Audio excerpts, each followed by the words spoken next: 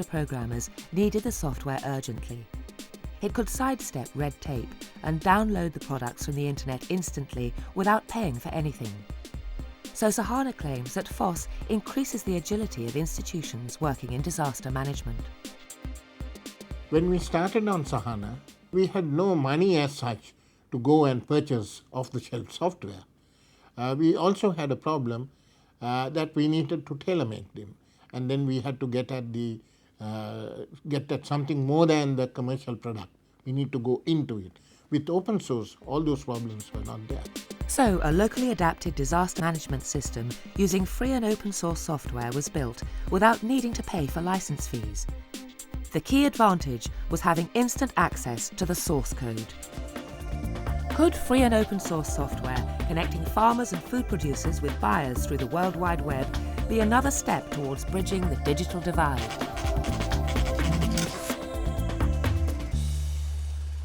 Throughout the world, small and medium-scale farmers have to get their goods to market via middlemen. In Malaysia, free and open source software is helping them to avoid the intermediaries. AgriBazaar, an online marketing tool for small to medium enterprises to market their products locally as well as globally, was created using open source software.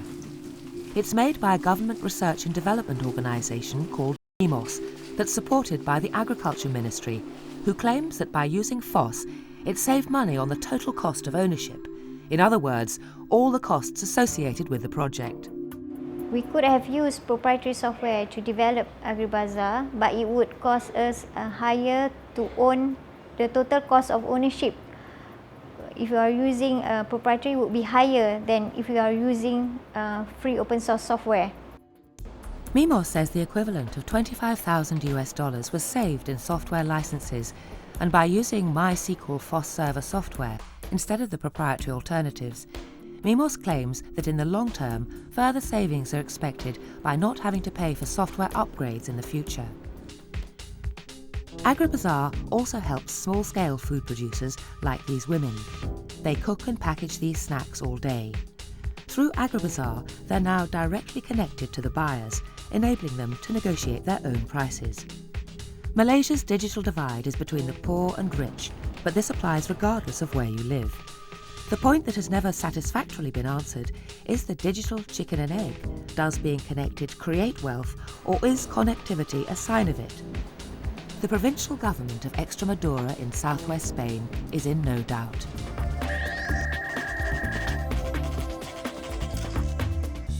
Badajoz is the ancient capital of the Extremadura region. This Spanish province, the size of Belgium, used to be one of the most economically backward parts of Western Europe. Its telephone grid was only just completed in 1980. Now it's leapfrogged the rest of Spain with an intranet connecting the entire region. The twin challenges to connecting a scattered population of just 1 million were distance and money.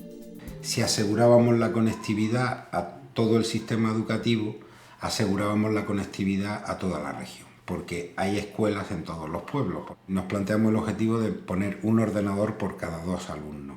Los números que nos salían nos asustaron mucho, porque estamos hablando de unos 100.000 ordenadores, poco más, poco menos, unos 100.000 ordenadores, y claro, la primera cuestión era, para que arranquen esos ordenadores, vamos a tener que pagar del orden de los 18-20 millones de euros solo para que arranquen los ordenadores.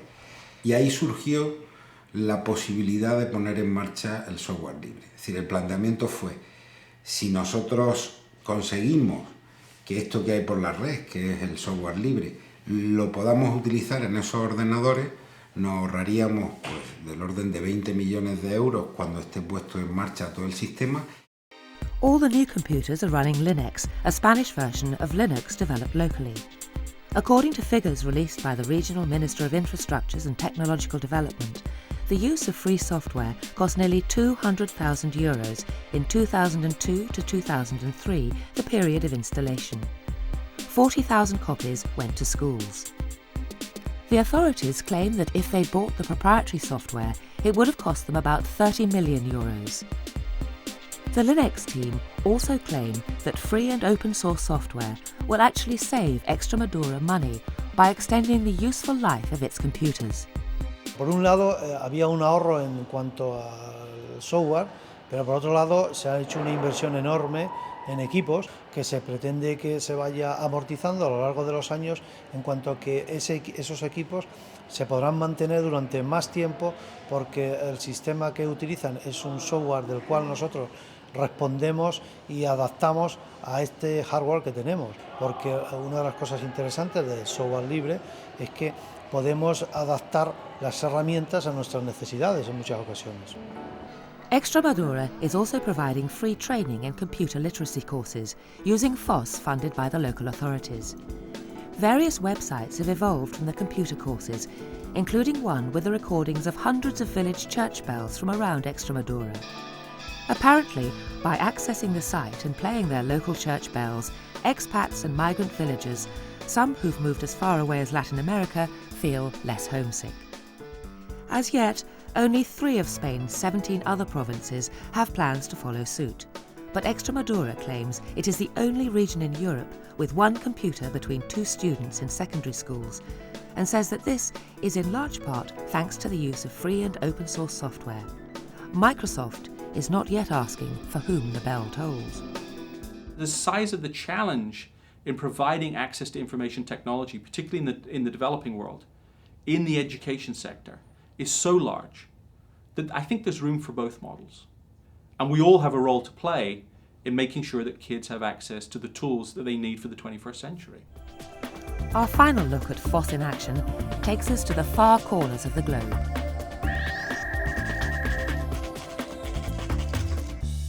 The Galapagos are a set of islands off the coast of Ecuador, where once the only outside visitors were intrepid scientists, including Charles Darwin.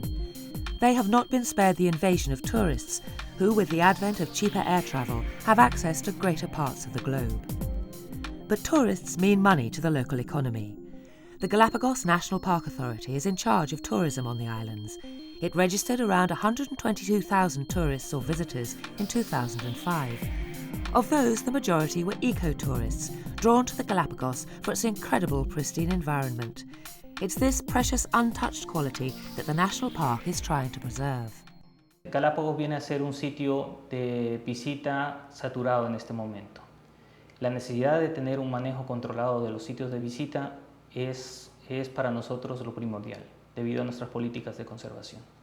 Sin un determinado manejo de los sitios de conservación, nosotros no podríamos lograr conservar este sitio ni tampoco mucho menos preservarlo para las futuras generaciones. The National Park said it recently chose FOSS because of its geographical remoteness and felt they would be better served by their local software developers who were already familiar with PHP open source database software and could develop a database management system tailored to suit their needs as well as saving initial costs and license fees. It's now used by every national park department, including a giant tortoise breeding program, one of the biggest attractions for visitors to the Galapagos. Information which in the not-so-distant and computerised past would have taken months to process is now at their disposal. And considering that the number of tourists increased by about 20% between 2004 and 5 to over 120,000, it's vital that this information is closely monitored to ensure the survival of the area. At the 2005 UN Summit on the Information Society in Tunisia, delegates convened to address the issue of bridging the digital divide, and free and open source software was what everyone was talking about. Today, open source is a leader in sharing knowledge to everyone's benefit. We offer one of the most effective methods yet tried to achieve the goals of this summit. A productive open source partnership that helps liberate the poor and increases the freedom, knowledge, and well-being of every person. But it's more than 20 years since Stallman started the free software movement, and the digital divide keeps getting wider. So how does the future look for FOSS? How will it fare in the evolution of software? We put these questions to the experts, including representatives of 3 commercial computer industry giants. Somebody said recently that a modern operating system is far more complicated in terms of the number of components it's got and the number of interactions between them than, say, a jumbo jet. And what we're finding is that, and this may be perhaps the real significance of open source, is that These are things that are now so complicated that even vast, smart, intelligent, well-resourced companies like Microsoft are buckling under the strain. And my guess is that in relation to open source, that we may well find that for many kinds of complex software products, open source is the best way to do it. And how does IBM see the future of FOSS? What we've seen is that over the past few years, the adoption of Linux and open source software has accelerated. Linux is the fastest growing server operating system, growing faster than any of the other systems. Other open source software is now starting to be used, and it's opening up these possibilities for collaborative innovation between IT vendors, also between IT and universities and individual developers. So it's an idea whose time has come, I think. It appears that even Microsoft also now believes in getting together with the open source community. When we look at the challenges that are faced around the world, we look at the various models that are available to solve those challenges, we recognize there's room for everybody to contribute. And the open source community, again, stimulates innovation in software. It's something that, frankly, we feel very good about. It brings a lot of people into the development community, it generates a lot of innovation around software, and it's something we absolutely see as being a partnership with Microsoft. And Fortune 500 computer hardware and software developer Sun Microsystems are also using open source. I think that we're going to see more and more corporations and even smaller businesses turning to free and open source software as their development methodology. Certainly at Sun Microsystems, we decided a couple of years ago that it made no sense to develop our software in secret, that there was much more to be gained by working with the global crowd of experts than by trying to identify who the real genii were and trying to hire them. So it would appear that there are a number of reasons why FOSS may make life easier for the digitally deprived. There are no upfront costs and therefore no need to be tempted by pirated software. Geeks and non-geeks can create virtual communities to invent new software.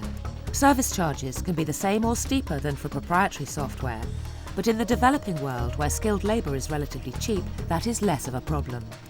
And the adaptability of the software also means that programs can be written in local languages, the vast majority of which are not catered for in off-the-shelf software. Does that mean FOSS will be the bridge across the divide? No one can say for certain. But what is certain is that the evangelists for free and open source software will not stop singing its praises.